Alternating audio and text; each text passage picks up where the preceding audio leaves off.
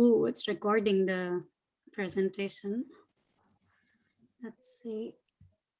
A very pleasant evening and hearty welcome to our most reverend principal, Dr. Bijay Lakshmi Nanda ma'am, IQAC coordinator, Dr. Nisha Vashisht ma'am, staff advisor, Dr. Yasha Yadav ma'am, other faculty members of the department, and all the participants present here. I, Swati B. Chaudhary, the president of Synapse, the Zoology Society of Miranda House, heartily take the privilege to welcome you all on behalf of the entire department to the next session of the lecture series on career counseling way forward. Let me introduce to you our guest speaker of the day, the most amazing personality, Ms. Asima Abidi, PhD scholar in immunology, Radboud University Medical Center, the Netherlands. A very warm welcome to you, ma'am.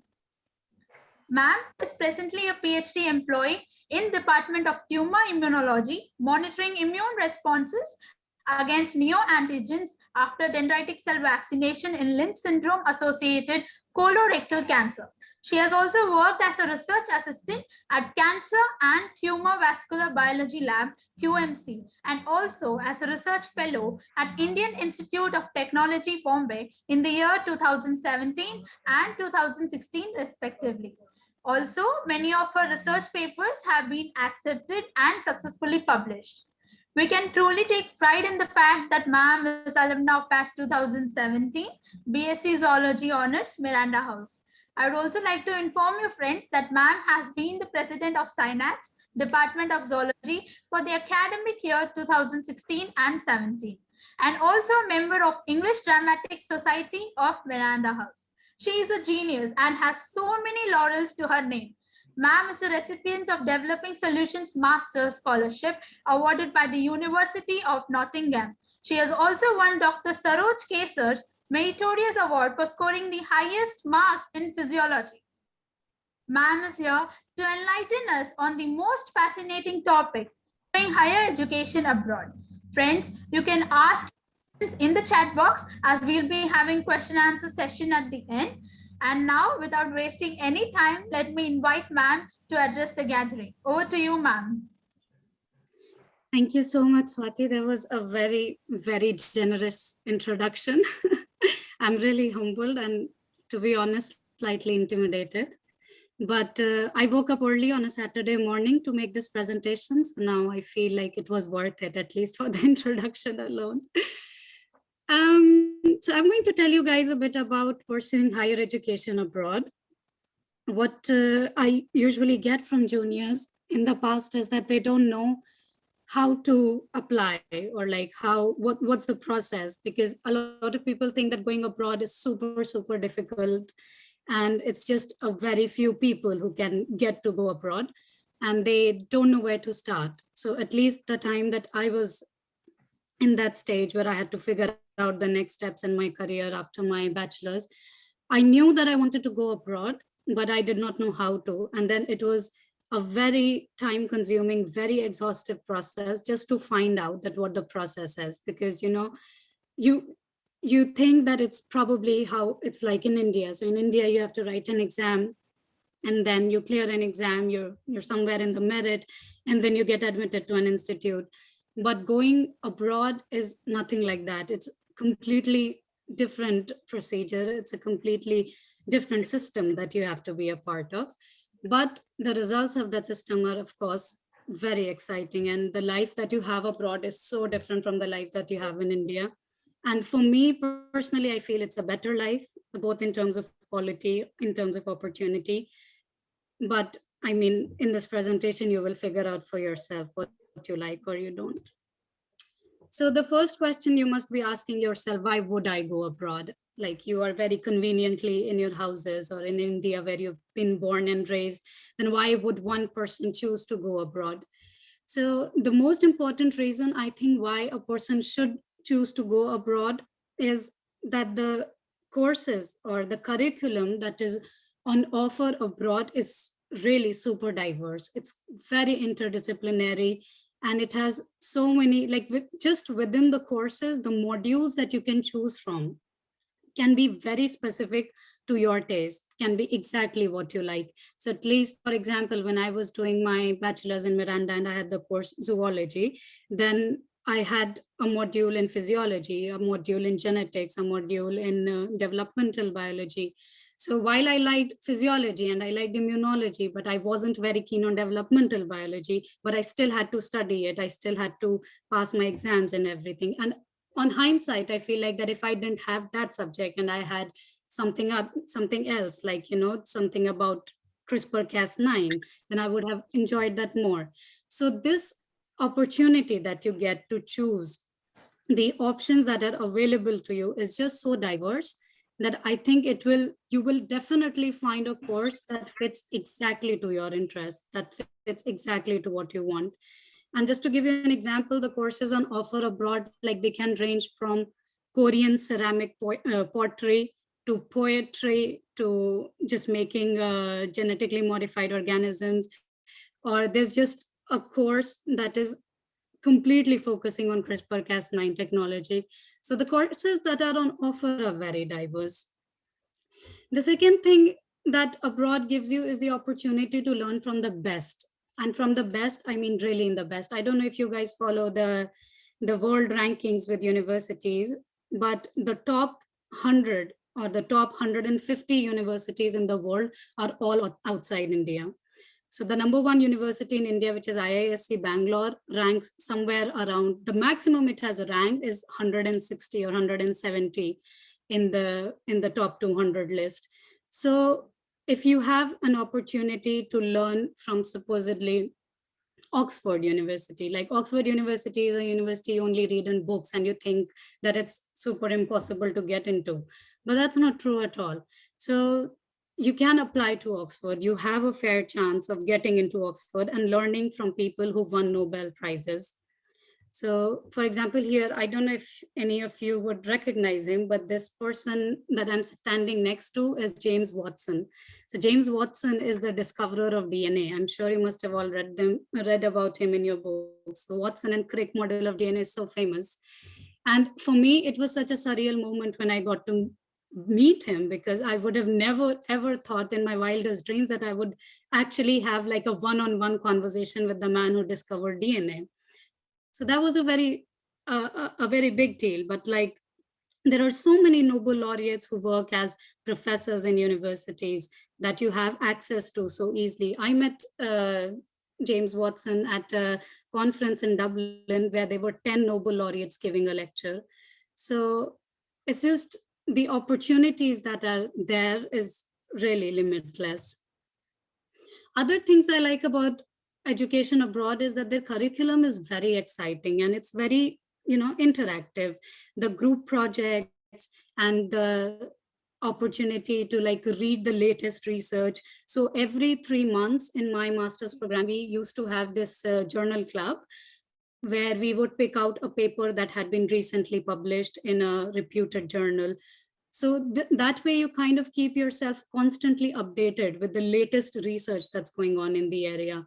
And I think that's something that Indian universities must also adopt, because keeping yourself up to date and handing out assignments that the students would really be interested to do or really be interested to learn. And the curriculum is not just like, if you are in a research course, then it's not just based on your research. For example, I was doing a master's course in cancer immunology in Nottingham, and my course was so if you think of cancer immunology, you think of modules like tumor biology, vascular biology, and stuff. But my course also had a module where it was business development. So in that business development module, I was given an assignment where I had to research and make my own company. The assignment was that on paper, I should have made my own company. So that's something that I found very exciting, because I had no idea how it is that you can go about making your own company. How do you start from scratch? So with these assignments, I researched and I learned that, oh, you have to do this kind of research to get into developing your own company, you have to think about patents, you have to think about your product, you have to think about marketing your product. You don't necessarily, the niche is not limited. The niche is not very small. That with cancer immunology, all right, I know how cancer immunology works, but how do I bring it out in the world?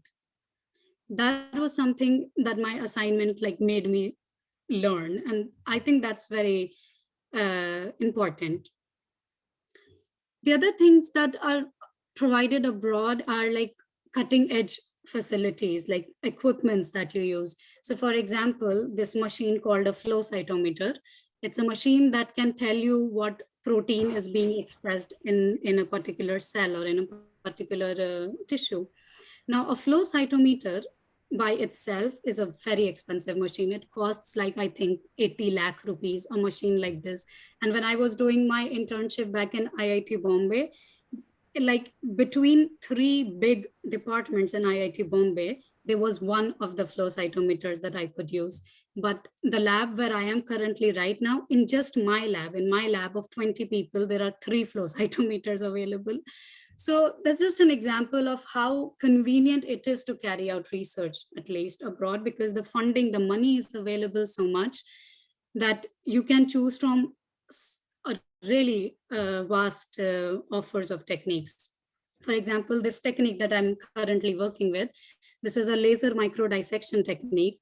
So in this technique, you can actually isolate single cells or a cluster of cells by using the paint tool. So how you use paint tool to draw, if you put your slides in the machine, and then on the computer, if you make it by hand, like circles or whatever shape you want to cut out from that tissue, there's a laser beam that comes down and then cuts it for you. So these machines, I'm not very aware with how the Indian system works, but as far as I know, machines like these are very rare. And sometimes for your research, your machines, your equipments, your facilities are what makes your research very good, because then you have options to carry out so many things. And just like experiences, like this is me in outside a surgical ward here in Netherlands. So for my project, I have to work with the blood cells and stuff and tumor tissues. So this is me outside the surgical ward when I was waiting and the surgery was going on inside, and then the surgeon came out with like a piece of tissue that I could work with. So this experience was very enriching for me, and I was very, I shouldn't say excited or happy, because it's a sad thing that a person's getting operated, but it was just really new for me, novel for my project, which was very nice. The other thing that abroad gives you is to make your own independent research project. So apart from the research projects that they already have on offer, you also have the opportunity to design your own research project, to design your own hypothesis, and they will provide you with facilities, they will provide you with supervisors, they will provide you with a lab space where you can do your research to test your hypothesis. So this independence that comes with such provisions, I think it's very important in your in the building of your career. And there is also opportunity to present your work or to present your research in front of an audience of an international community level. So I have presented my poster at a conference where they were participants from at least 60 countries, and they're all really learned, really fine professors, very old researchers who would like give you feedback on your own poster, who would give you like a very personalized feedback to you on how you should go about your research. So conferences in India, I think, are a bit limited as compared to the conferences and summer schools and winter school options that you have abroad. So apart from these things that are very career based, the opportunities that abroad provides you is also your interpersonal development, you developing as a human. So when you sometimes have to do a part-time job, if you don't get a scholarship and you still choose to go abroad, then you are somehow limited on the money, and that makes you do a part-time job. But doing a part-time job also gives you a lot of independence, and it makes you think of things that you didn't think of before, like, I don't know, how to manage money, or how to juggle your time with your job and your study. So it makes you very independent, and it makes your decision making skills very strong, because you know, okay, I need to do this, I choose to do this. I used to work as a student ambassador for the University of Nottingham. And as a student ambassador, I had the opportunity to also speak with the fifth or sixth grade students back in the UK. And then it's it's a weird thing to say, but I had so much to learn from sixth graders or like seventh graders back in the UK, because their school curriculum is so much different from ours. And I was very happy to, you know, be a part of this initiative as an ambassador, when I would tell them about university life and they would tell me about school life. So it was just a very enriching experience. Something else that you get to do here is an all-around development. So when I was in college, I felt very limited by the sports opportunities that were there, because the sports opportunities, at least at college level, most people who are already good at sports join them. But here I am currently enrolled in a boxing course. I'm currently enrolled in a swimming course, and I had no idea about swimming before I came abroad. But now with my in my university, I enrolled in a swimming course and I learned swimming from scratch, and now I've swum in like oceans myself. So that was a very nice development for me as a person, and I think that's also very important in the long run.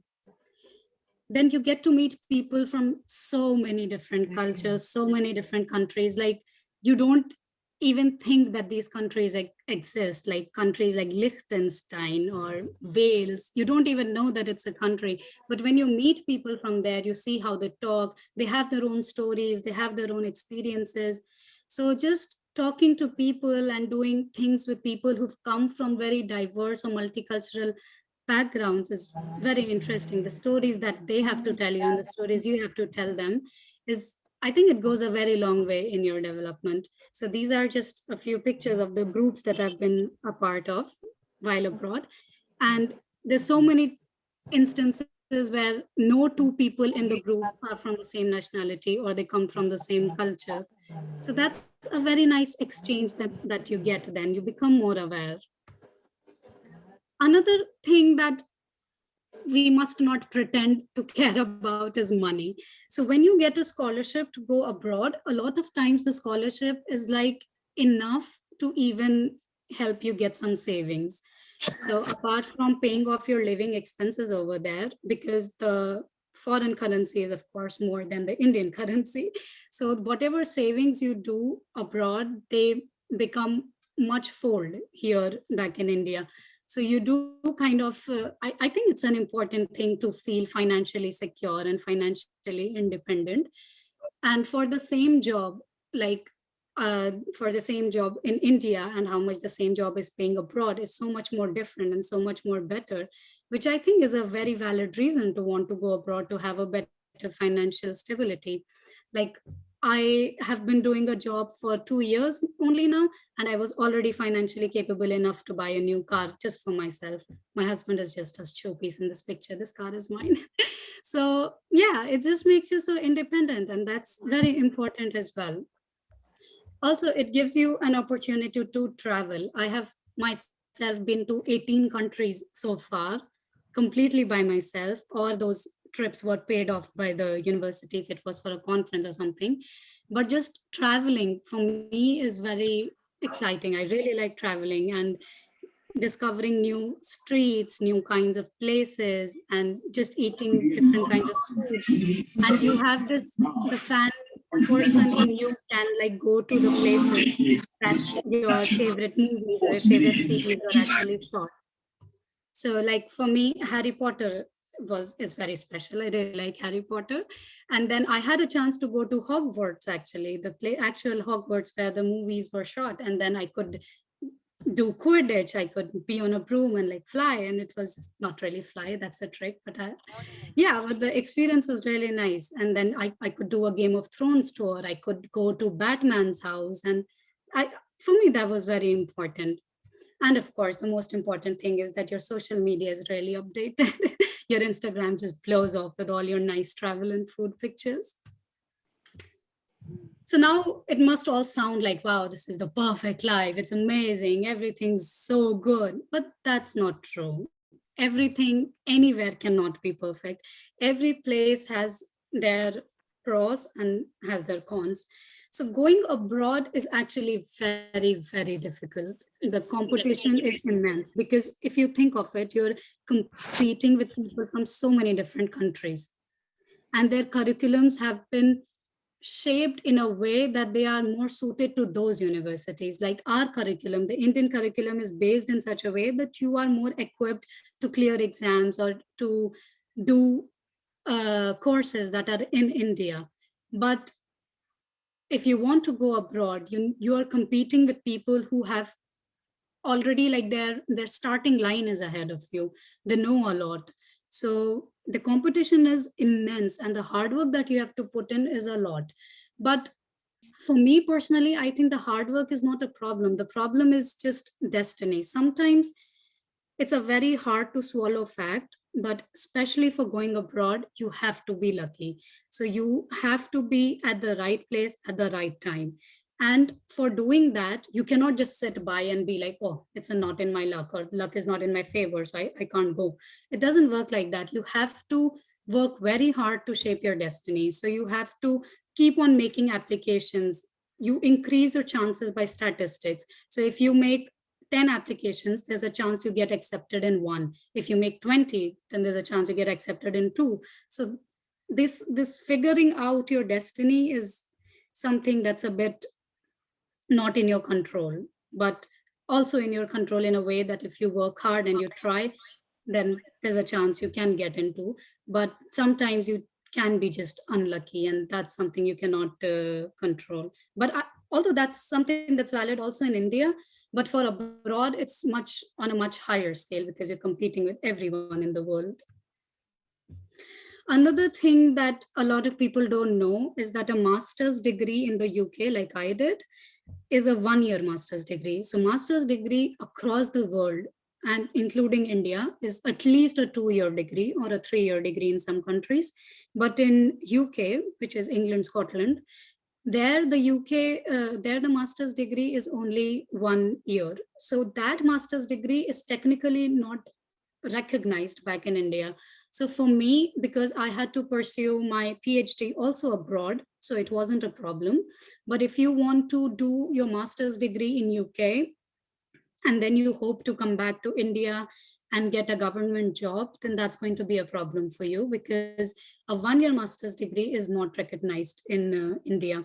But in UK, there are also 2-year master degrees, which are a bit more intensive, a bit more competitive.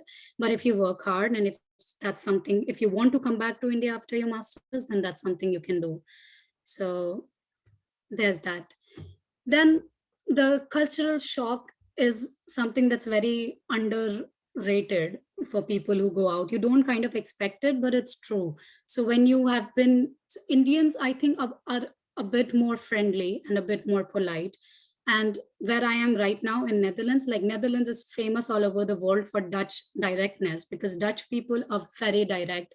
They don't think how you're going to feel about it or if that's the polite way of saying something. It's just that, yeah, they say what they want to say.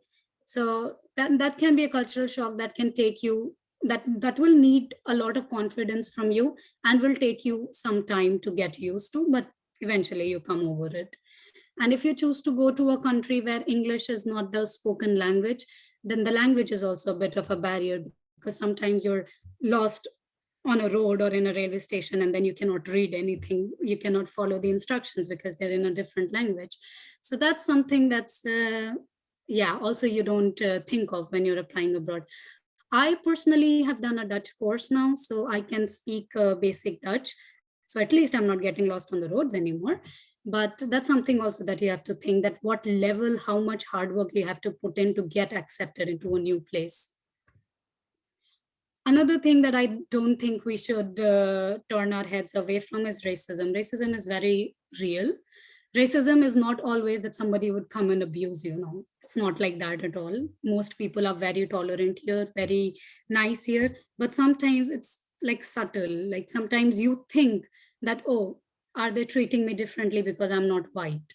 So that's something that is a little bit of your own insecurity, and a little bit of the system, how it works, that sometimes you think that white people think that they're more superior to you. So that's also something that you need to kind of get used to. They don't think that way. Maybe you're just insecure, but the racism that exists, it's very subtle. It's not violent or anything, but yeah, that's something that you probably would not face in India. Then sometimes it does get lonely, like especially during COVID times when the flights were banned and it was difficult for people to travel. Then you miss your family, you miss your friends sometimes, because when I moved out for my masters, I was the only one who moved out. So everyone else was still back in Delhi University doing their masters in Department of Zoology, and I would always look at their pictures and I'd feel sad. Like I had made a lot of new friends over here, but I still missed them, and I felt like, I don't know, FOMO, like I was missing out on something. So that's something you feel. Sometimes it gets very lonely, and independence for some people can also be very daunting, because for me at least, whenever I was traveling from my house to my university, my father would always be picking up my bags, or my brother would call me a cab and stuff. But now here I had to do everything myself. There was nobody to look out for me, nobody who had my back. So independence, I prefer it, but for some people it can be daunting. So this is, I don't even live with my husband. He lives back in India. So this is our last day together, the last time we met. So we were both visibly very sad. But sometimes your friends also come abroad. Like my classmate Payal, she was my classmate back in Department of Zoology as well. And now she's also here. So I meet her often and we travel a lot. This is a picture from Croatia. We recently took a trip to Croatia, which was very nice. So it's not lonely all the time. It's not mostly lonely, but when the loneliness hits you, then it can hit a little bit different. Also, I miss food a lot, because you are responsible for your own food. You have to learn how to cook properly. Otherwise, you have to eat white people food, and white people food is very tasteless. They only eat bread and dips. And trust me, you don't want that for your life. You want your chole bhature, you want your biryani. So I do miss that a lot. And the weather. For some people, the weather is a big problem, because at least in Europe, the weather is a bit more gloomy. It's quite dark and it's raining all the time. It gets very cold. There's a lot of snow sometimes. So I prefer all of that. I don't like the heat so much. I like the snow, but I know some people here who really don't like being cold, and they hate the weather all the time. So these are some things that you need to think of, what you want to trade off. Do you want money or do you want food? But that's something that you need to figure out on your own. But if listening to all these reasons and all of this, you feel like, oh, I still want to do it, I think I want to travel and go to Hogwarts, then I'll tell you how you can go about it. So the first thing that you need to figure out is, what course do you want to do? So there are two ways to go about figuring out your higher education abroad. Either you choose a country or you choose a course. So when you choose a course, then you don't care what country it is in. But if you choose a country, then you have to look at the courses that are offered in that country. So there are a lot of websites online, like Find a Masters is a very famous and a common one. I personally did hours and hours of Google search looking for the kind of program that I wanted to do, the kind of course that I wanted to do. But going abroad or pursuing education abroad, you really need to think how you're going to finance it, because these universities are really amazing. They're also very expensive. So you need to figure out, if you're going to a super rich country like UK, for example, either you come from a very rich family who can afford that, or you are ready to take a loan, which in my personal opinion, I would advise against. But if you think that way, that's your personal choice. The best option or the ideal option to go abroad is on a scholarship. So a scholarship doesn't only cover your tuition fee, it doesn't only cover your research fee, it also gives you a generous living allowance. It also gives you an allowance if you want to go for conferences or just warm clothing, for example. Yeah, so scholarships give you enough to sustain you, enough to make you feel secure, and enough for you to save money on, all the while paying your tuition fee as well. Of course, scholarships are super competitive, very, very competitive, but that is the best way to go abroad. So when I was looking for what I wanted to do in my career, instead of going from step 1 to step 2, which is logical that you find a course and then you find a scholarship, I actually went step 2 to step 1 because I knew that I couldn't finance my education myself. I had to look for scholarships. So first I looked at what scholarships were available. Once I knew that, oh, this is the scholarship that can sustain me, this is enough money to build my career, that's when I looked at what courses are covered by the scholarship. So that's also one way you can choose to do. And the last thing is, if once you get a scholarship, once you've figured out your course, the last thing to do is to apply for a visa. A visa can be difficult to apply for, but there's always help available. You can ask external agents or just be aware yourself and do a nice Google search so you will know how to apply for a visa. But here I've included some important websites where you can look for your course options that are available, the scholarships that are available. Also, one thing that I did not know about is that the government of India also offers you scholarships to go abroad.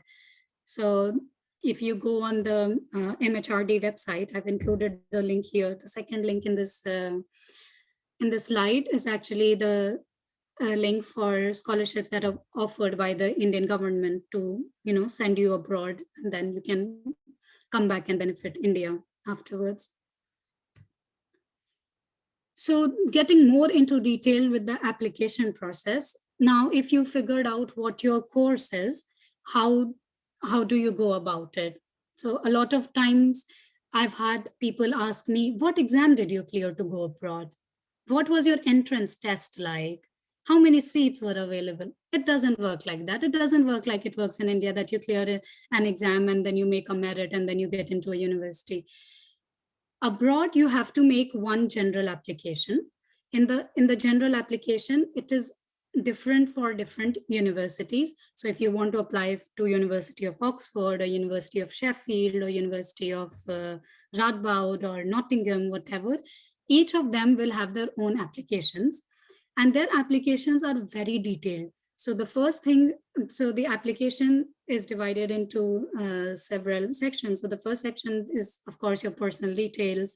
Where did you do your bachelor's from, or what, just what experiences you have. Then there are essays that you need to write in your application. Essays on why you want to choose the course. Why would you choose that university? Why would you choose that course? Why would you choose that country? So these things you need to write down in a very nice essay. So that's the essay is actually your main, one of your main selling points. Then if you want to go to UK or to the US, and also I think Singapore, you need to you need to prove your proficiency in English.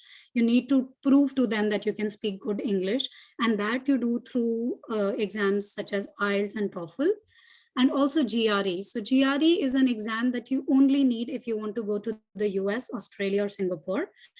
It's a kind of an expensive exam, and this exam checks your IQ, your how quick you are at doing your answers and everything. But you don't need GRE to apply to UK or Europe. So I didn't write GRE, but that's something that some applications will require. So your first criteria of selection is how well you write your application, how well you write your essays. Then your second criteria is your personal statement and your CV. So a CV lists out everything, all the awards that you've won, your experiences, and your yeah, just things that you've been a part of.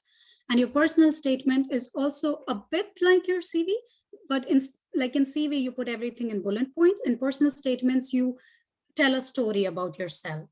Why would you like this course? What led to you liking this course? What intrigues you? What enlightens your interest in a particular thing? And the main thing about a personal statement is standing out.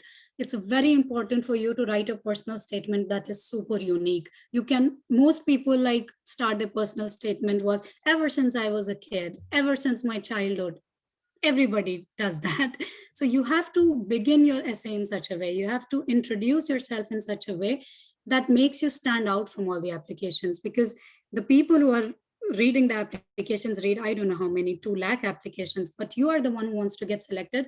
So you have to make your personal statement in a way that makes you stand out.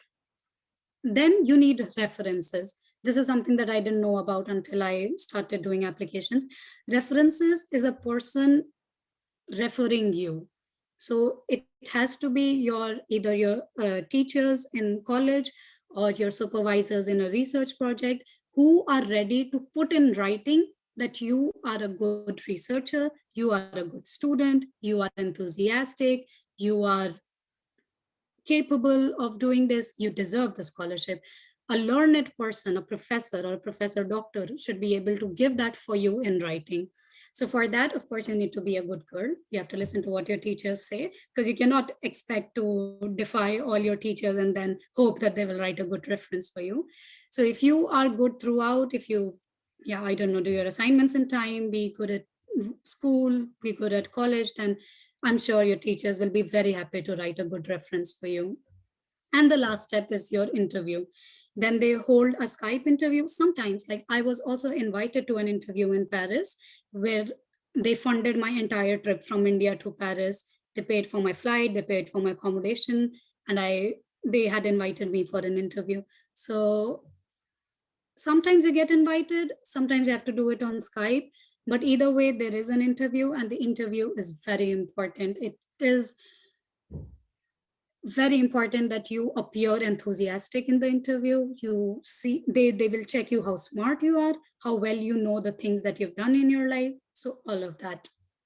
Another thing that I would like to point out about the CV part is that you build your CV through all the awards that you get in your bachelor's course or in your school, the internships that you do. So internships are usually on offer in India after your first year. So there's this Indian Academy of Sciences that offers a research internship. It's an all over India application, and there are quite a lot of places available, like 500 or something, or even more spots that are available.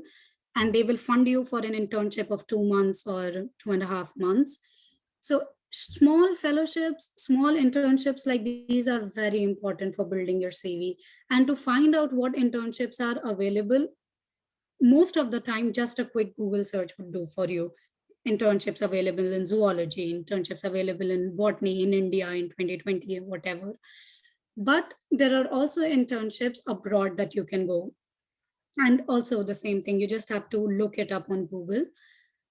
Also the links that I mentioned in the previous slide about the scholarship positions link, sometimes even those links advertise about internships. So you have to keep reading about it, and internships are the best way to make you figure out what you want from your life. So it tells you if you're really interested in a field you think you're interested in, and it also builds up your CV, which is very important for your future. So yeah, basically this is the step-by-step process of going abroad. That's the process that I followed, and I got a scholarship. My scholarship was awarded by the University of Nottingham, and it covered like my tuition fee, but it did not cover my living expenses. So I had to do a part-time job to cover that. But I was still very happy to get a scholarship because it was very competitive, and I had a few rejections myself before I could get the scholarship, but that's completely normal. After my master's, I kind of did something sneaky. So something that's not the usual way. So the usual way is that you fill out an application, you get invited to an interview, and then you clear the interview. For my PhD, I took a different alternate pathway where I emailed the professor, so my current supervisor. I emailed to her. I said that I've read about your work and I'm really intrigued by your work. I think it's amazing and I want to work with you. So if you have any position, anything at all, I would be happy to take it. And lucky for me, she had recently won a grant and she was about to hold interviews for that. So she replied to my email and she said that if I want to interview, then I could interview and she would see if she wants to hire me or not. And then it would also save her some time of holding like big interviews and everything. So I did that. I went for the interview. I cleared the interview. She hired me and I'm doing a PhD now. So this is also one alternate pathway that you can adopt if you think that there's a lab that you really, really, really like, but you don't think there's a scholarship for it. So you can also always email the professor, write a nice email, say that you've read the work, say that, which I'm sure you must have, talk why their work interests you, what you find fascinating about their work, and then yeah, ask them if they have money to fund you, and if they have, then yeah, you're all set. So that's also a path that my friend Payal, whose picture I showed you, she also did it that way, that she's doing a PhD in Germany. And from India, she wrote like some emails to these German professors. And she was like, do you have a position available? Because I'm interested in your work. And if you do, can I be hired? So that's also something you can do. Now, I thought it's only fair that I tell you a little bit about my work, what I work with. So I work with the neoantigen vaccination trials. And neoantigens are basically tiny proteins that are expressed on cancer cells, but they are not expressed on other cells. And what my work entails is making a vaccine. So we make a vaccine in which we put these tiny pieces of antigen, like for the COVID vaccine, you have the spike protein parts in the vaccine. Similarly, I have these neoantigens in the vaccine. And these neoantigens get picked up by these antigen presenting cells. So these are specialized cells that recognize these antigens. And they, after recognizing this antigen, they give it to the functional cells, so like your T cells and your B cells. And then the T cell, once it recognizes this antigen, it travels through your entire body until it lands up on the cancer cell that presents these antigens, and then it secretes chemicals to kill it. So this is like a very basic how a cancer vaccine works. And my work is with the making of this cancer vaccine. So we made this vaccine where first we took patients, and from each of the patients, we took out their monocytes, and their monocytes were made into dendritic cells. The DCs are dendritic cells, which are antigen presenting cells. And on these antigen presenting cells, we load these tiny, tiny antigens. And then once they are loaded, then we put these dendritic cells back in the patient. And we hope that the dendritic cells will give this to the T cell, and the T cell will then in the patient circulate and kill the cancer. So yeah, basically I get to work with patient blood. I analyze if the patient T cells are killing or not, if the patient T cells are exhausted or they're active, and things like that. So my work is very translational. I am employed by the hospital, not the university. So which is also very nice, something that I wanted to do, and something that opportunity kind of currently lacks in India, I think, getting hired directly by the hospital, even though you're not a doctor. So that was something that I got the opportunity to do here. And yeah, I'm very happy about it. So I think you shouldn't forget that you must aim for big. You shouldn't think that abroad is out of reach or this life is out of reach. It's not. You must aim for it. You must work hard for it, and you must not give up. So when I was doing my master's applications, I was doing it during my third year of bachelor's. So I also had to concentrate on exams, and I also had to do these applications, and it was super stressful for me, especially when I did so many applications and then I would get rejected. Like I did, there was this one day where I had 3 rejection emails in one day, and I was just really super sad. And I was like, okay, this is not working out for me. I don't think I can go abroad. It's not for me. But then next day I decided, okay, no, maybe I should try harder. I should work more. And then I kept trying, and then I could ultimately get a scholarship. So it's very important to not give up. It's very important to keep yourself aware and updated of the things that are on offer for you, both in terms of internships and scholarships. You must know what are the things you can apply for. There are so many, especially for students who get reservation in India. There's this scholarship that's for reserved category students by the government of India. They facilitate education for them abroad. So that's something that most people don't know. And I think it's very important for you to know everything that's on offer for you. You must be proactive. You shouldn't just go to college, do your assignments, attend lectures, and come back.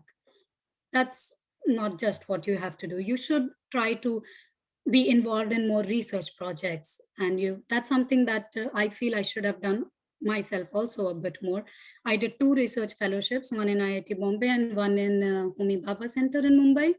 But I feel like I could have done more. I should have done more. And these events that you're organizing, these are also very commendable, and these will definitely go on your CV as well. So just be proactive, keep doing things. And don't forget to reach out for help. That's something that I wish I would have done. I thought that, oh, this application, because nobody around me is applying, I am completely by myself. I have to figure out everything on my own. I have to do everything by myself. That's not true. There is always help available. You just need to look for it. You can always reach out to your seniors. You can reach out to your relatives, probably, who are abroad. You can just also, there are like some external advisory organizations that help you with these applications. Or sometimes you can just write an email to the university that you're interested in, the admissions department. Just write an email. I'm interested in applying to your university. I want to apply for this scholarship. Do you have tips? Do you have something? So always be ready to reach out for help. And don't forget to update your Instagram when you travel abroad. But I think I'm obsessing a bit over Instagram. So I put this cue to stop myself from doing that. And lastly, I would like to thank Miranda House for everything that it has done for me. My teachers, they were very helpful when I was doing my applications, especially Nisha ma'am and Richa ma'am. They were really helping me with my applications. They were also really helping me figure out what I want. So your teachers will help you, but you should know how to ask them for help. And Miranda gives you a lot of opportunity to do a lot of different things, being a part of society, being a part of different clubs. And I think that's something that you should make use of. So thank you to Miranda, because I highly doubt that if I wasn't in Miranda, I would have been able to discover all these opportunities and would have been able to come abroad. So that's it from me. And if you did not sleep until now and you have questions, please feel free to ask me. And if you have questions later, you can also contact me at my email address. So, but I'm really hoping that you have questions now. So fire up.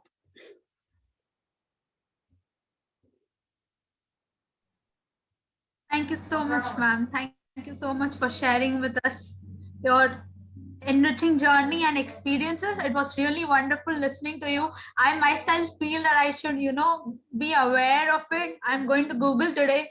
What are the scholarships available? Maybe it is difficult, but we should try. And it was wonderful listening to you, ma'am. Thank you so much. It was amazing. Thank you. Now, I have a question. Now let me invite Chaitanya, the General Secretary of Synapse, to please proceed with the question answer session. Thank you. Ma'am, first of all, this session has cleared so many doubts for me as like in personal, because research outside is itself a very big thing. And then if you tell your parents, the first thing they'll ask you, what is your plan? How are you planning to do it? So thank you so much for this opportunity, ma'am, for us to learn so much about this. I have some question that I have been getting personally as well that I'll ask you. One question is from Damayanti. She's asking, apart from internships, what kind of co-curricular activities or events will make an impact on your CV? Actually, everything. You don't think of it, but everything. So I was a part of Dramatic Society in Miranda, and dramatics has very little to do with cancer immunology. There is no overlap. But because I was a member of the Dramatic Society, what it shows on my application was that I can manage my time well. I can do two things. I can get good grades and I can be a part of Dramatic Society. So these interpersonal skills are highlighted by everything you do actually. So if you play a sport, if you play chess, if you play wrestling or whatever, any sport, everything is very important. But having said that, it is indeed most important that you have experience in the field that you are going to do. So the fellowship that I did at IIT Bombay was focused on cancer biology. So that gave me my most foundational understanding of cancer. And that was something that was the highlight of my CV. So internships are the most important. Your grades are very important, but everything else is also important. It's not like it's not going to help you. Everything will help you. So apart from internships, I would say that organizing an event like this, that career counseling event, that's also important. Or making posters, making just doing literature reviews. Even if you're not publishing a literature review, that's fine. You can always put in your CV that I have an unpublished review. So writing reviews, reading, keeping yourself up to date with the latest research, everything helps. Ma'am, the next question. What should be the strategy for preparing for TOEFL or IELTS? How should we proceed for that? So personally, I think that IELTS, I did not write TOEFL, so I'm not sure how that works, but I'm assuming that it's very similar to IELTS. I did IELTS, and with IELTS, they when you register for writing IELTS, I think they already tell you what books to prepare from, and those books are honestly enough. If you just read everything that's in the book, you practice enough, you're good to go. For me, because my school, the place where I did my schooling, my school was very strict with spoken English. So I never had to face a problem with speaking English. But I see some schools do not enforce that, or some schools are just designed differently. So for you, spoken English, your fluency in English is very important. And that sometimes does not come from books. So if you just speak English, even though probably you're speaking broken English, that's fine. That's completely okay. But speak and try. Apart from the books, if you hold conversations in English or a language, I think that's very important. So for IELTS, the books are actually enough. It's not a very difficult course, very difficult exam. And I think for most universities, you need a grade above 6.5, which is, I mean, I'm not saying it's easy to get. I'm just saying that it's not very difficult to get. So if you just do the books, that's okay. Ma'am, the next question is from Tejaswini. She's asking, can a working professional in abroad who's a senior of mine also write a reference for me? Only if you have worked for that person. So your referee should be a person who knows you well, who has seen you grow probably as a person, or who has been involved with you in a very substantial position. Like for me, my referee was Dr. Nisha. So Nisha ma'am knew me from my first year of college until the third year of college, and she knew how my grades were, and she knew how I am in the class and what things I'm doing. So your referee should know you inside out, preferably. But my other referee was my supervisor during my IIT Bombay fellowship. So he didn't know me who I was as a person, but he definitely knew what work I did, because my report that I wrote, my research report that I wrote after my fellowship, he read that and he graded me on that. So he knew what work I can give, what quality of my work is. So if you have a person who's already working abroad and you know that person as a personal relationship, like a friend or an acquaintance, that doesn't work. You have to have somebody who you have worked for in a professional level. So a professional can only write your reference if you have worked under him. But most UK applications require you to have an academic referee, which would be your teacher or your internship supervisor. So that you can always check on the website. The next question is from Damayanti again. How should one write an essay to create a really impactful impression on someone? So when I worked as a student ambassador, the most common line I saw was, ever since childhood I was interested. I saw this and I really want to do this. Okay, it doesn't matter what you really want to do. What really matters is if you are capable enough to do that. That's when somebody is going to give you the money for the scholarship. Everybody wants to go abroad, everybody wants to be in London, but you have to show that you are capable for it. So the most important thing is that coming up with your original story. Okay, coming up with something that really excites you. Like for me, why I was really intrigued in cancer was because the more I learned about cancer, I felt like the lesser I knew. Every time I would learn something, I would like, oh, this is even way more complicated and there are so many unanswered questions over here. So now I want the answers to this question. That is my curiosity. When I see patients and I see that for the same patient, like two patients are responding so differently to the same therapy. Why? That's a big question mark. I want that answer. So I want to do this course because I think this course will answer my questions. So that's one thing, that you come up with your original story. You don't go on and pick up a template from Google. You don't do that because everybody will be doing that. Another thing that you must avoid in your personal statement is writing super rhetoric and flowy and beautiful language, using adjectives that are just unnecessary. Like, I think that this is very, I don't know, ravishing, and I would be flabbergasted if I would learn that. Don't do that. Just use simple language. Say what you want to say and make yourself clear. That's it. You have to be honest in your application, something that you really want. And if you think you only want to go abroad because you think it will give you a chance to travel, also put it. I also put it in my application that I think this scholarship would help me in my interpersonal development because I will get to travel and experience different cultures. Just be honest. You don't have to, fake things in it. The key point here is be honest, short, and crisp. Yes, definitely. The next question is from Isha Bhagat. After completing graduation, approximately how much time can be consumed in getting into an abroad university? I think I was one of the fastest people actually. So I had my semester exams for third year in May, and in September I was already in the UK. By August I had already gotten my visa.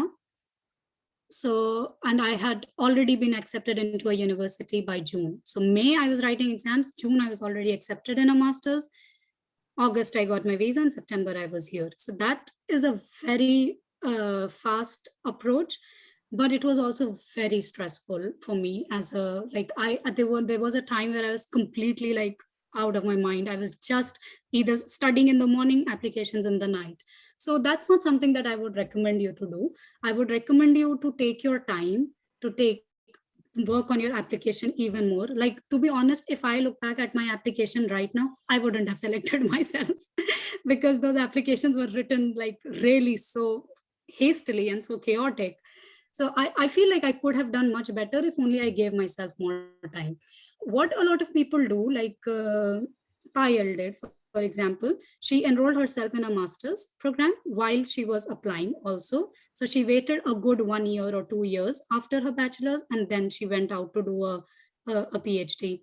But you don't always have to wait. The ideal thing would be that in your second year, you should know what your deadlines of scholarship are, what course you want to do, what scholarships you can apply for, what do you need for them. If you do all of this research in your third semester, then by the time that you actually have to apply in your third year, you have already done your homework. So then you only need to put your things in writing. You only need to write your essay then and keep submitting. But you also need to like submit your applications a bit before deadline, because you need references and you have to give time to your teachers, your referees, to write a reference for you. So all of these things, these are very practical and very logistical things that you need to think of.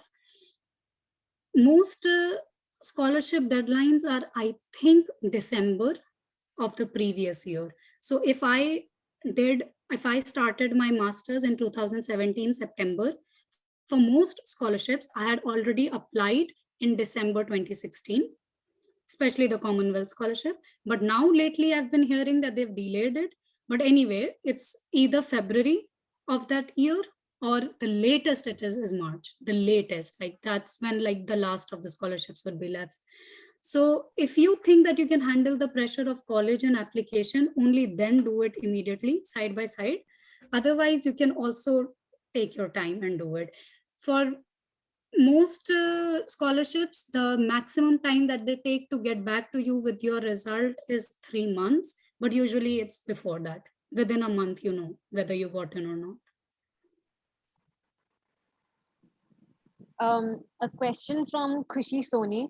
Could you please tell me what all achievements are counted for the application process abroad in universities? All your achievements, academic achievements are counted. Like I had the Saroj Kesar Award, I had like the Science Award, I had gotten this internship in IIT, and all of these were achievements that were counted. Your grades have a weightage. I'm not sure exactly how much percent, but your grades are important. For some universities like Oxford, for example, you even need a minimum grade. So you need a grade above 3.5 on a 4 GPA scale for some courses. So some universities need a minimum grade, but not all. You need to check which university or course you're applying to. But your major achievements are your grades and your if you did a poster presentation and won a prize, if you were in a science quiz and you won a prize, if you were as part of a journal club and you won a prize, your presentation won a prize, all of that is counted. Everything is important. A question from Shubham Bharadwaj. Ma'am, how did you realize what exactly you are interested in and decided to go for the cancer research? If I am not in a position where I am not sure what I am interested in, could you please give me some tips to understand and find my area of interest? So honestly, even I was not sure what I wanted to do. So the first internship that I did was actually in developmental biology. It was a good internship. I learned stuff, but I also learned that that's not what I want to do in the future. So the only way you will learn what you want or how exactly you want is by actually doing those things. Read papers, speak to your professors in that subject, like your genetics teacher, your physiology teacher.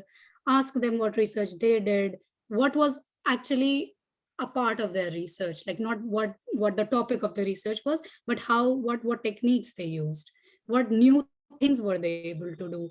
So if you think that those kind of things excite you, then that's something. Like for me, it was like I knew I wanted to work at a hospital. I wanted to be involved in translational research, like really from the bench to bedside. I wanted to be involved in that.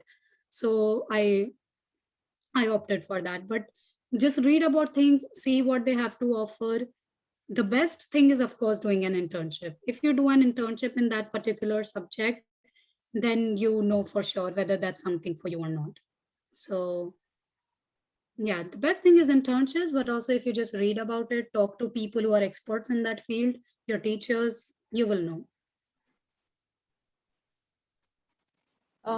From Garima Rao, ma'am, if I qualify IELTS or TOEFL in my second year, then will that certificate be eligible while I'm applying for masters? If you apply already in your second or your third year, I think an IELTS, I don't know about TOEFL because I didn't write it, but about IELTS, I think the certificate is valid around 2 to 3 years. So I know IELTS is just I personally feel it's just a ploy to make money, because you can't forget speaking English in 2 years. That's not possible. It's just something that they do for money. But yeah, the eligibility of that is, I think, 2 years. So if you are applying in your second year and if you write IELTS in your second year and you don't get into a university in your third year, and also not in your fourth year, then you will need to rewrite the exam. It won't be valid anymore. But that's also a requirement only in the UK for IELTS, and TOEFL also in the US. But like in Europe, if you apply, for example, where I am right now in Radboud, you don't need IELTS either, because here they don't even speak English. I mean, here the language is Dutch. So the courses are in English, but as far as I remember, they don't require you to have IELTS. So that's, yeah. But I would recommend you to write IELTS just when you are doing your applications. I did not write IELTS in my second year because I was afraid that if I wouldn't get, then it would be a waste of my money. So I wrote IELTS, I think somewhere around in my final semester. And I would recommend that. Thank you so much, ma'am, for answering all the questions. I think we are up with all the questions now. Back to you, Swati ji. Thank you so much, Chaitanya. Thank you, ma'am, for answering the question so wonderfully. Now I will request, there's a question in the chat box again, Chaitanya, if you can take that question. Is it okay to go for IELTS initially and clear it and later ponder on the course to go for? Yes, that's completely fine, because IELTS doesn't depend on what course you want to do. So IELTS is just your English. It doesn't matter whether you've gotten a scholarship or whether you decided what course you want to do. I would recommend that you first decide what course, you first decide what country, and IELTS should be the last thing you do, because if you're confident about your English, of course, if you think that your English is not good, you will need a few attempts for your IELTS, then do it first. Then it's important that you should clear the exam. But like I said, not all universities require IELTS either. So for IELTS, you don't need to know the course technically, but I would recommend you that you should first do your course, you should first decide your applications and then do IELTS. Thank you, ma'am. Thank you so much. I will request Dr. Nisha, ma'am, to please share a few words. So, Asima, thank you so much for elaborating everything so beautifully. I think it was very well designed presentation. And I'm sure a lot to learn from this presentation, especially from second years. I think somebody has raised the hand, or what is this? This is for clapping or something? It's me clapping, ma'am. All right. Okay. All right, Swati. So what I could gather, and I would like to give you the advice, what Asima has just said, and I'm going to reiterate on that the most important thing while writing your expression of interest is honesty. Don't beautify the language. I think what is most important is your conviction, your honesty, and it should straight away come from your heart, what you actually intend to do. And those who are in second year, this is the golden time to take up your internships, and that will allow you to, we say that plunge in it. If you don't plunge, how will you come to know what exactly you are looking for? So go and dive. Only by diving that you come to know that what exactly interests you. Like, I think Asima did it on stem cell. Asima, if I'm not wrong, your initial internship? Initial, ma'am. Yes, ma'am. The first one. And then happened cancer, right? So yes. She could figure out that this is what she's interested in. Had she not dived into developmental biology to begin with, and God forbid, she had taken it up later, she would have regretted. So that's better that you plunge as much as experiences you can take up. And these internships are never more than 1 or 2 months, because these are either summer projects or maybe, not more than a month. I think Udita did it for a year, so for a month, I believe. Both of you? Yes, ma'am. She did it. She also did it for 2 months, actually. The one she did in ISER and the one she did in Kanha National Park, that was a month.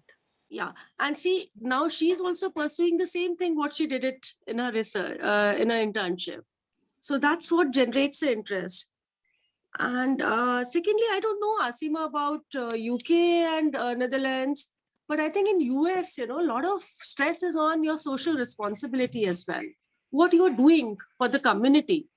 So I think that also enhances your CV in a good way in case if you do a little for the society.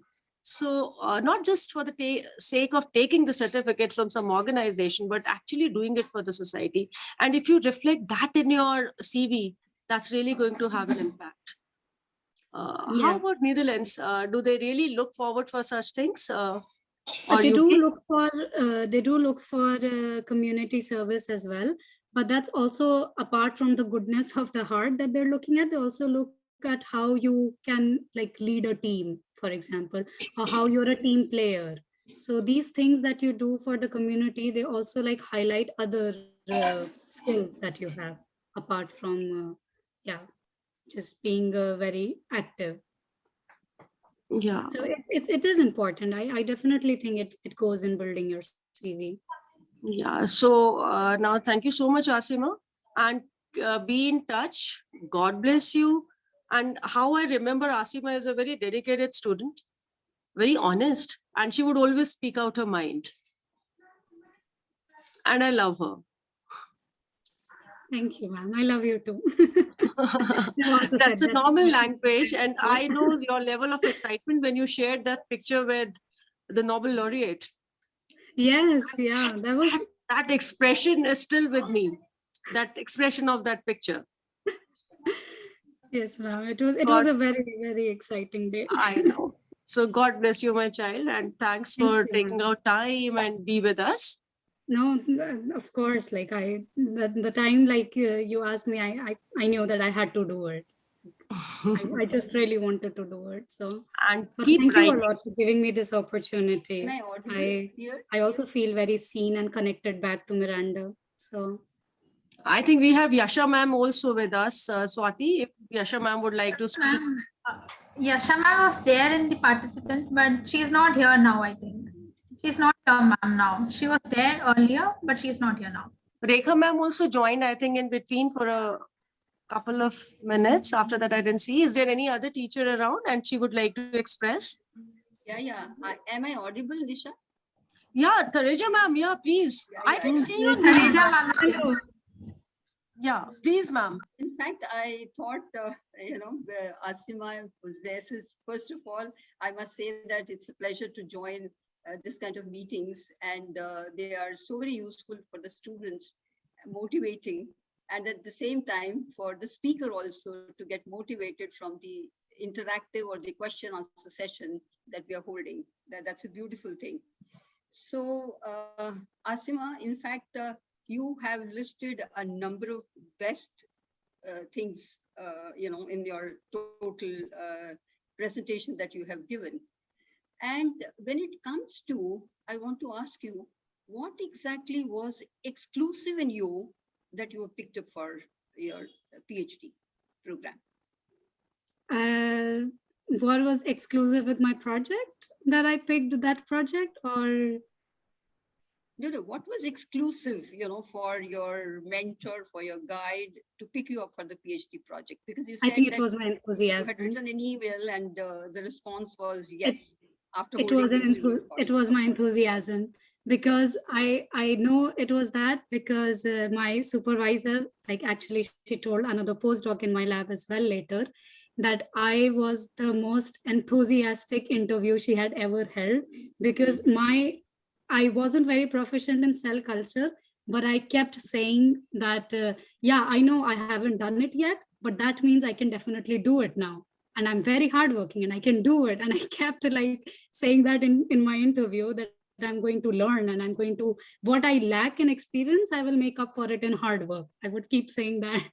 So I think that's something that my supervisors really liked in my interview, because I was just very enthusiastic.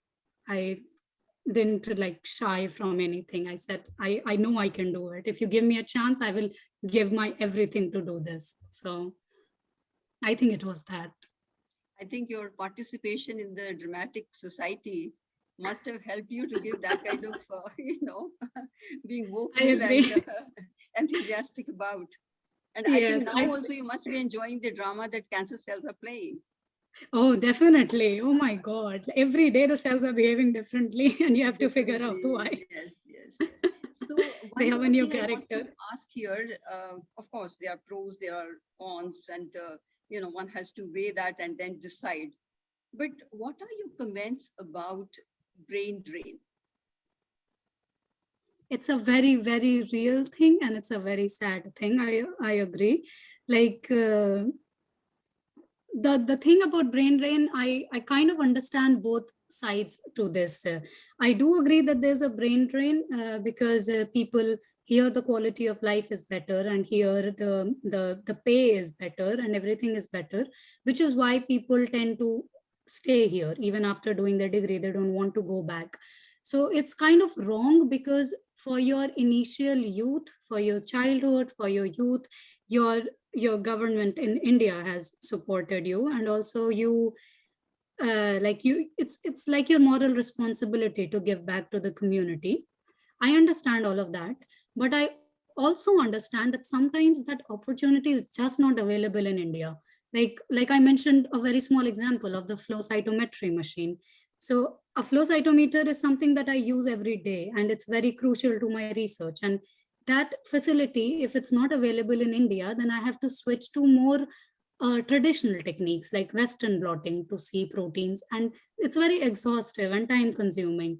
So it's just more convenient. Life is way more convenient and comfortable here. So I wouldn't necessarily blame a person for choosing that lifestyle. I understand that everybody wants to have a better life. Everybody wants to make out more research. I think just by the number of papers that are published, I got 2 papers during my master's degree, and I highly doubt I would have gotten that if I stayed back in India. So I think the middle path to this would be that you come abroad, you do your research, you learn from here, you utilize their opportunities. But I personally would come back to India. I'm not settling here for sure. So I would come back to India and then give or do my part in the society back in India as well. So if I mean that's like the trade-off that I will make with regards to money, especially because the amount that a postdoc earns over here and the amount that a postdoc would earn in India is vastly different. So that's a trade-off that I have to make. It will be a sacrifice that one person who is living abroad has to make, but I think it's worth it. It's worth the sacrifice because you will not because then the situation will never improve. Then India will always go back in that cycle. So if the country has to progress, I think some people have to make big sacrifices. That's what I think about brain drain. In fact, you But have you must read come my back. message very clearly and you're very transparent about it. And this is what I wish, because my wish is that, after getting so much of training and involving so much of brain in it, the infrastructure can be created in India. And I think It you can should be the people who should be leading to create that kind of infrastructure and facility to the younger group overall. And then what you have learned, you are implementing it in the hospitals there. But when you come to India, there will be a variety of cases further, which you can research upon and produce more papers. So I think the study, which is from lab, can be converted to land, which you have already proved it there itself. But I think it can be continued further in India. And my best wishes both ways in the US and in India. But if you're not able to make it, but do make it to deliver some lectures here or to give your exposure to the students here, which you have been doing. Thank you so much. I would love to, ma'am. Thank you. Thank you so much, ma'am. It's really so nice to talk to you after so many years. So thank you, ma'am. Thank you for the opportunity. Thank you, ma'am. Thank you, Dr. Thareja, ma'am. Now I would request Unnati, the event manager of Synapse, to please propose a vote of thanks on behalf of the entire zoology department. Over to you, Unnati. Yeah. Good evening, everyone. On the behalf of IQAC Miranda House and Synapse Union, I take this privilege to propose the vote of thanks to our guest speaker for this evening, Ma'am Miss Asima Abidi. Thank you so much, ma'am, for taking out time off from your busy schedule and sharing some insights of your experience while studying abroad. I'm sure this will be inspiring us in our future, and also it will guide the students who are willing to pursue higher education abroad. I extend my gratitude to Ma'am Dr. Vijay Lakshmi Nanda, Acting Principal of Miranda House, for providing this platform to organize such wonderful sessions. I sincerely thank Ma'am Dr. Nisha Vashisht, the IQAC coordinator and teacher in charge of Zoology Department, Yasha Ma'am, the Synapse advisor, and all officers for their valuable guidance in making this event a great success. And also, I'd like to congratulate the entire Synapse Union for organizing this event successfully. Congratulations, team. It was indeed a great job. Last but not least, I extend my hearty thanks to all the participants for gracing us with their presence. Thank you so much, everyone. Thank you so much, ma'am. Thank you so much, Unnati. Thank you so much, ma'am. Yeah, can I take 1 more minute? Yes, ma'am. Sure, ma'am. Yeah, in fact, I just wanted to convey that there is a provision, like abroad, when you join your PhD, you are always given 3 months for exposure. You can always do some work in those 3 months. And if you are enjoying that work, you can continue. But if you want to discontinue and go to another guide, you can do that. So there are many options that way. I mean, you don't just stop at one point. You go prepared. It's always better to have some theme in the mind. Without theme, you should not talk to any professor. It should be with the theme, but at the same time, you can explore also there.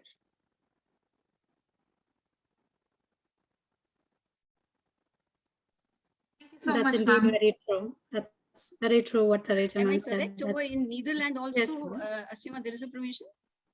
Yes, Because I ma'am, know there is. US It's called that a, way. so in the first 3 months, you have to write your training and supervision plan. And if you and your supervisor feel like, oh, this project is not going the way, or your supervisor and you are on different pages, then you can always switch. So that's something you can do. But also in Netherlands, I've seen people switch after 1 year of the PhD as well. So Yeah, yeah. it takes away your time, definitely. But then yeah, sometimes which is when why you- which is why I would recommend that people do internships during their bachelor's and masters to know what they want. It's very Yes. important. And like, of course, I put my email address in the presentation. So if people want to know more about internships, which I did, and how I went about doing them, then please feel free to write to me. Yes, ma'am. We'll share. And all the finally, I would like to thank the entire Synapse team for organizing these events. Me too. I'm also very happy to be a part of this. And I think it's a very nice initiative that you guys have taken. So really. Thank you so much, ma'am. Thank you. All I right. can see the chat box is flooded with lots of thank you, ma'am. If you can see them, the participants are very happy, and I'm so glad. Oh, yeah. This is a very positive response. I'm glad that you are, ma'am. Thank you. Thank you so much for joining us. Thank you so much for having me. Something, Okay. ma'am, Nisha, ma'am, Yes, Swati?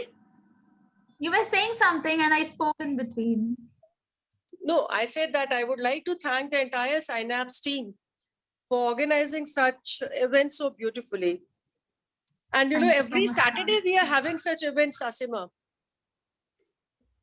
Okay, that's Every really Saturday nice. more, yeah. So we are calling different people from different walks of life. It's also So- very convenient that COVID has made like this Zoom and everything so common now that even I could Absolutely. be a part of Yeah. it. Like, Yeah. otherwise, I Actually, don't ma'am, imagine this is that I all could have possible been. because of Nisha, ma'am. Her positive feedback has always motivated me and the team to Always. do That's, better every yeah, time. that's what I So, always Nisha, ma'am, say. thank you so Wherever much, I ma'am. am. Thank you so much for being there always. From first year, Nisha ma'am has been supporting me. It's been 4 years since I left college, but ma'am is always there for me.